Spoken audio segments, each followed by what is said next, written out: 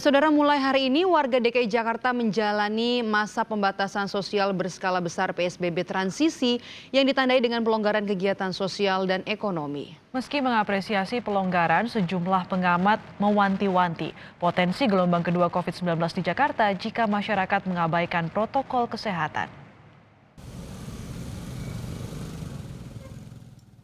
Pemerintah Provinsi DKI Jakarta resmi memperpanjang pembatasan sosial berskala besar PSBB. PSBB yang diperpanjang sekaligus jadi masa transisi menuju tatanan normal baru atau new normal. Fase pertama PSBB transisi DKI Jakarta dibagi jadi 4 pekan.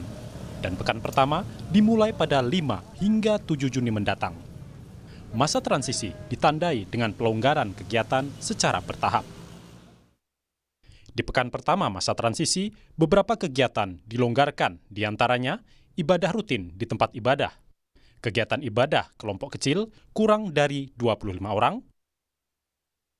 kegiatan olahraga di ruang terbuka, pelonggaran mobilitas kendaraan pribadi, angkutan umum, juga taksi konvensional serta daring. Seluruh kegiatan di pekan pertama tetap mensyaratkan pembatasan jumlah orang maksimal 50% dari total kapasitas.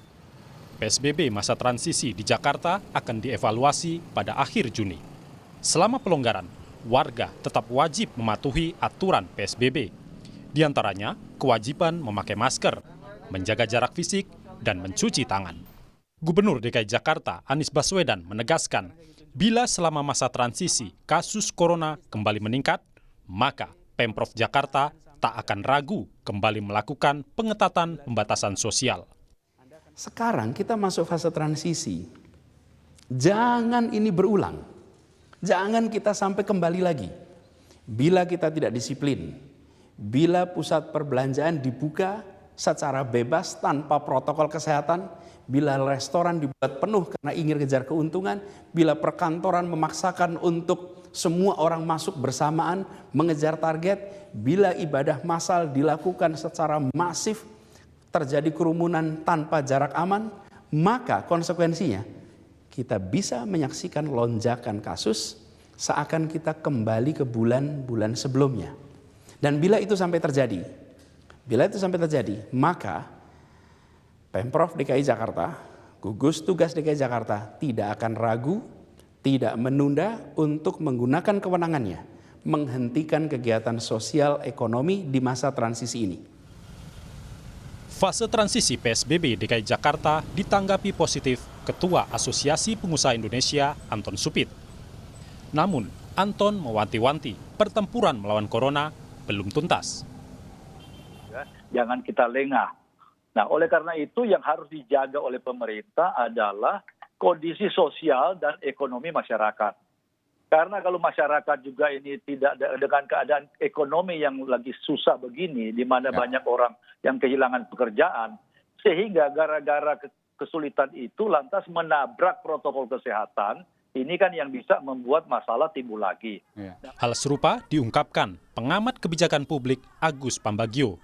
Dalam program Sapa Indonesia Pagi di Kompas TV, Agus mengaku khawatir datangnya gelombang kedua COVID-19. Saya khawatir. Jadi sepertinya tanggung jawab terhadap COVID ini sudah beralih ke kita, ke masyarakat. Nah, saya berharap Pemprov DKI siap untuk ini ada second wave-nya lebih mengerikan kalau sampai ini terjadi karena orang sudah 50% diperbolehkan mulai hari ini atau mulai Senin untuk mulai bersosialisasi termasuk naik transportasi umum. Sekali lagi pengawasannya sulit dan nggak mungkin juga aparat yang ada seluruh Indonesia 1.800 yang dideploy oleh Pak Presiden itu TNI dan Polri bisa menguasai ini dengan baik. Jadi memang tanggung jawab Bayu ada di kita. Itu yang perlu diperhatikan karena masih ada 66 RW di DKI Jakarta ini yang merah.